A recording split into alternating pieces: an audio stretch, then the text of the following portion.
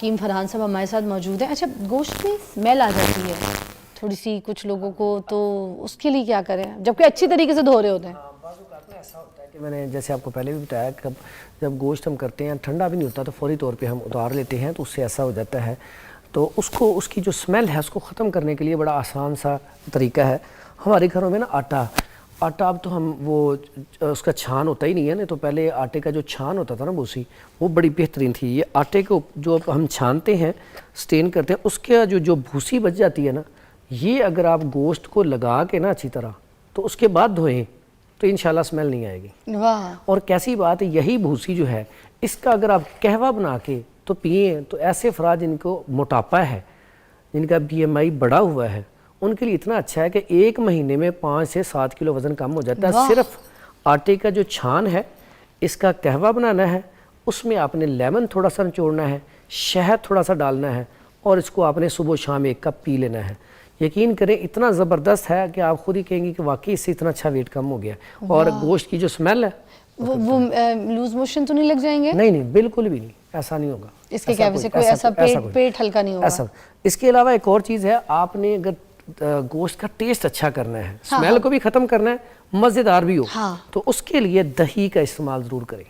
दही अगर आप टमाटर की जगह पे भी दही इस्तेमाल कर लेना गोश्त में, एक तो गोश्त का टेस्ट बड़ा कमाल होगा, दूसरा उसमें से स्मेल नहीं आएगी। ये बड़ी बेहतरीन चीज़ है। अगर आपका गोश्त जल गया, बाजू का तो होता है, अक्सर औरतें ना किचन में गोश्त रख के ना काम करती रहती हैं तो वो जल जाता है।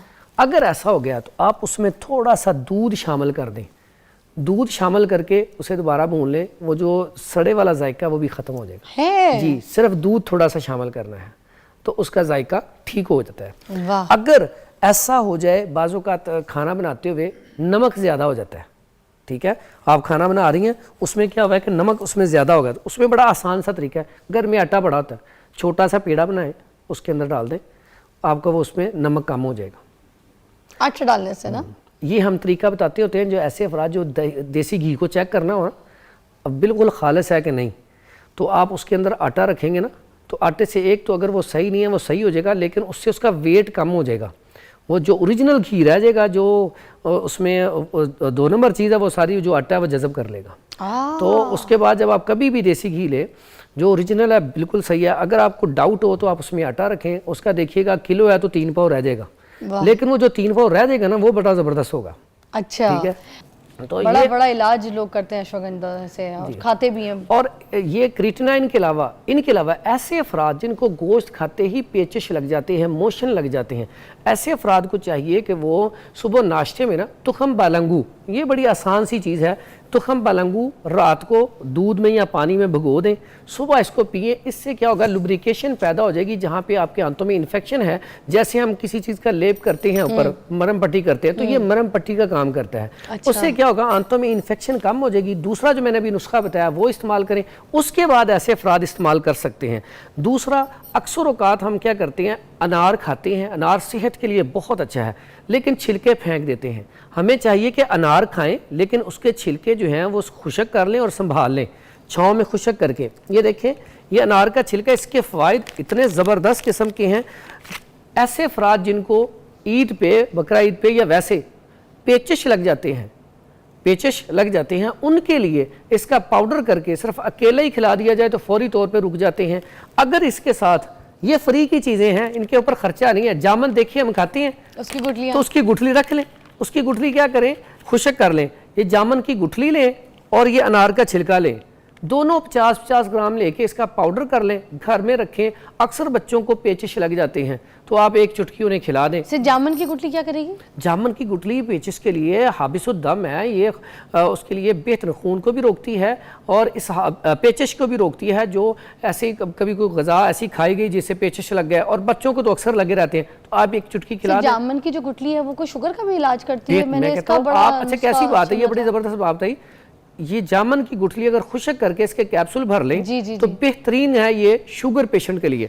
और हम शुगर पेशेंट को रिकमेंड करते हैं कि आप जामन ज़्यादा खाएं।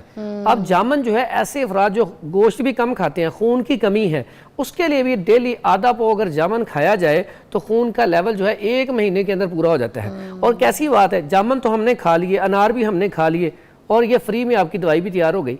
और ये पेचिश का ऐसा इशू है कि हर माँ बाप भी परेशान होता है, बड़े भी परेशान होते हैं। जैसे अभी आपने एक बात बताई थी कि वो जैसे ही गोश्त खाएं तो उन्हें पेचिश लग जाती है। मैंने आपकी बात भी कराई थी। बिल्कुल ऐसे बच्चों के लिए भी ये बेहतरीन चीज़ है, बच्चा हो बड़ा हो, ठीक है। मीठे पानी के साथ ना आपने इसको खिलाना है। बड़ा हो तो चम्मच का चौथाई हिस्सा मिश्री भी डाल सकते हैं। हाँ, मिश्री डाल सकते हैं। इसमें मिश्री डाल दो, थोड़ा मीठा हो जाएगा। हाँ, तो वो खा लेंगे, मीठा हो जाएगा। हाँ, मीठा हो जाएगा। और साथ मीठे ठीक। पानी के साथ खिला दें, पानी में थोड़ा चीनी डाल के। और इसके अलावा आजकल के मौसम में ही जैसे ही गोश्त खाया, अगर आपको प्रॉब्लम हो गई है तो आप 1-2 घंटे बाद ना 1 गिलास ठंडा दूध या 1 गिलास ठंडा पानी, उसमें आप कोई भी मीठा डाल लें हल्का सा, उसमें अब 1 चम्मच छिलका इसबगोल की भूसी, सिर्फ 1 चम्मच डालना है, एक दफ़ा उसे हिलाना है और पी लेना है ताकि वो पेट में जाके फूले।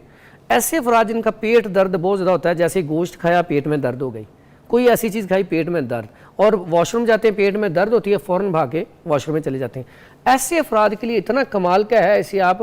लेकिन ऐसा नहीं करना कि इसको 1 चम्मच पानी में भिगो के रख दें, काफ़ी देर तक भिगोया रहे, नहीं, डालना है, एक दफ़ा हिलाना है, फ़ौरन पिला देना ताकि अंदर जाके ये फूले, ताकि ये जो है ना पहले पानी में उसको लई नहीं बनाना, गोंद। यहाँ पे तो वो गोंद बना देते हैं चिपकाने के लिए जो आप इस्तेमाल करते हैं। ब्रेक के बाद मिलते हैं, stay tune. Welcome back, you watching morning with Fiza. Hakeem Farhan sahab हमारे साथ मौजूद हैं। अच्छा, गोश्त में स्मेल आ जाती है थोड़ी सी कुछ लोगों को, तो उसके लिए क्या करें जबकि अच्छी तरीके से धो रहे होते हैं? ऐसा होता है कि मैंने जैसे आपको पहले भी बताया कि जब गोश्त हम करते हैं ठंडा भी नहीं होता तो फौरी तौर पे हम उतार लेते हैं, तो उससे ऐसा हो जाता है। तो उसकी जो स्मेल है उसको ख़त्म करने के लिए बड़ा आसान सा तरीका है।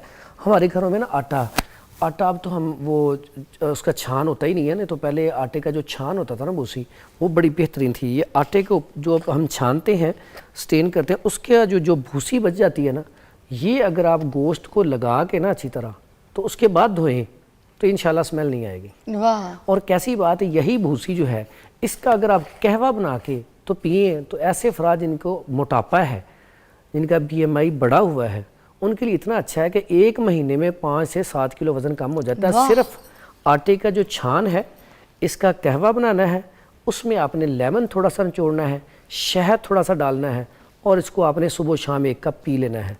यकीन करें इतना ज़बरदस्त है कि आप खुद ही कहेंगे कि वाकई इससे इतना अच्छा वेट कम हो गया। और गोश्त की जो स्मेल है वो लूज मोशन तो नहीं लग जाएंगे? नहीं, बिल्कुल भी नहीं, ऐसा नहीं होगा। इसके कहवे से कोई ऐसा पेट हल्का नहीं होगा ऐसा। इसके अलावा एक और चीज़ है, आपने अगर गोश्त का टेस्ट अच्छा करना है, स्मेल को भी ख़त्म करना है, मज़ेदार भी हो, तो उसके लिए दही का इस्तेमाल ज़रूर करें। दही अगर आप टमाटर की जगह पे भी दही इस्तेमाल कर लेना गोश्त में, एक तो गोश्त का टेस्ट बड़ा कमाल होगा, दूसरा उसमें से स्मेल नहीं आएगी। ये बड़ी बेहतरीन चीज़ है। अगर आपका गोश्त जल गया, बाजू का तो होता है, अक्सर औरतें ना किचन में गोश्त रख के ना काम करती रहती हैं तो वो जल जाता है। अगर ऐसा हो गया तो आप उसमें थोड़ा सा दूध शामिल कर दें,